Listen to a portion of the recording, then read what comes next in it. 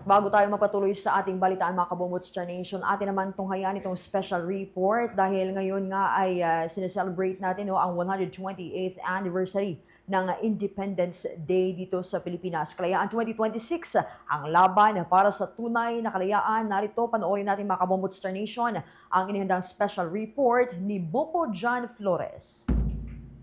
Taglay ang ipinamanang kagitingan at inspirasyon ng ating mga ninuno mula sa tagumpay sa Mactan noong 1521 hanggang noong 1986 EDSA Revolution kung saan muling kinuha sa mga Pilipino ang ating kalayaan.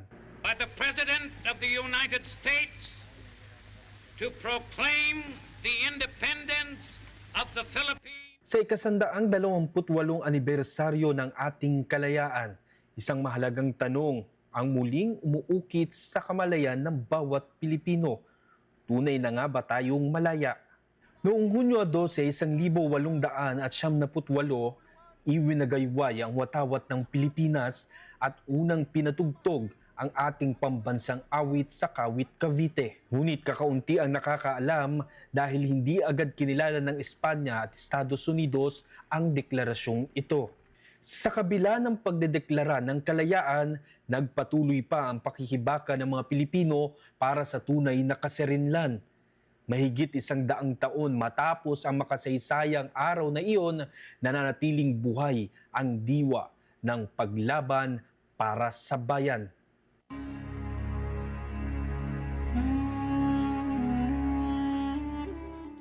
Kung noon ay dayuhang mananakop ang kalaban, ngayon ay ibang mga hamon ang kinaharap ng bansa, korupsyon, kahirapan, diskriminasyon, at ang lumalawak na agwat sa pagitan ng mayaman at mahirap. Mga hamong hindi nakikita sa larangan ng digmaan, ngunit may direktang epekto sa kinabukasan ng bawat Pilipino. Sa bawat pondong nawawala dahil sa katiwalian, may paaralang hindi na itatayo. May hospital na kulang sa kagamitan at may mga pamilyang nananatiling naghihirap.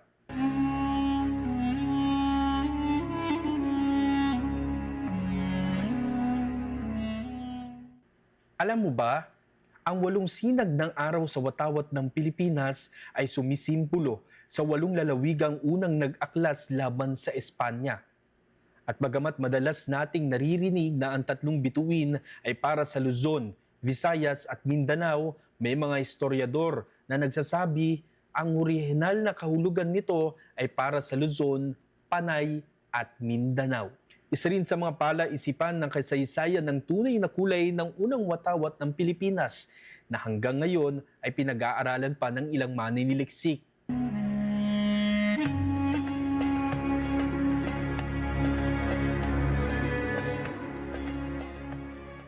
Ipinapaalala na ang kalayaan ay hindi lamang bahagi ng nakaraan. Ito ay responsibilidad sa kasulukuyan at pangakong dapat tuparin para sa hinaharap. Hindi kailangang maging bayani sa larangan ng digmaan upang makapaglingkod sa bayan.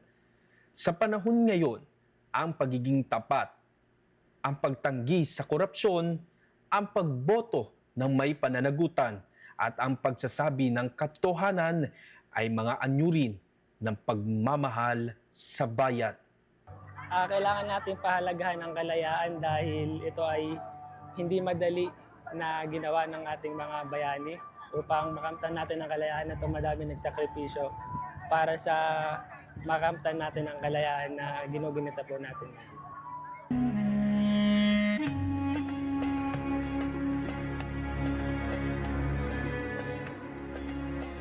128 taon matapos ipahayag ang ating kalayaan, ang laban ay hindi pa tapos. Sapagkat ang tunay na kalayaan ay hindi lamang laban sa pananakop.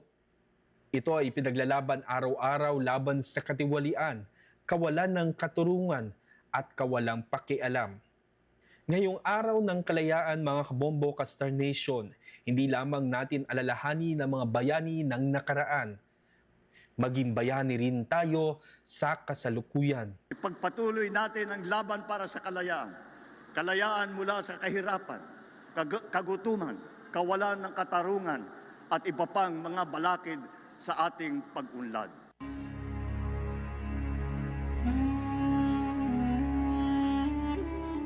Ako po si Bombo Jan Flores at ito ang aking special report mula sa number 1 and most trusted source of news and information, Basta Radio. Bombo! For the most trusted source of news and information, visit our website at www.bomboradio.com. Follow us on Bombo Radio mobile app, Facebook, YouTube, TikTok, and X, formerly Twitter.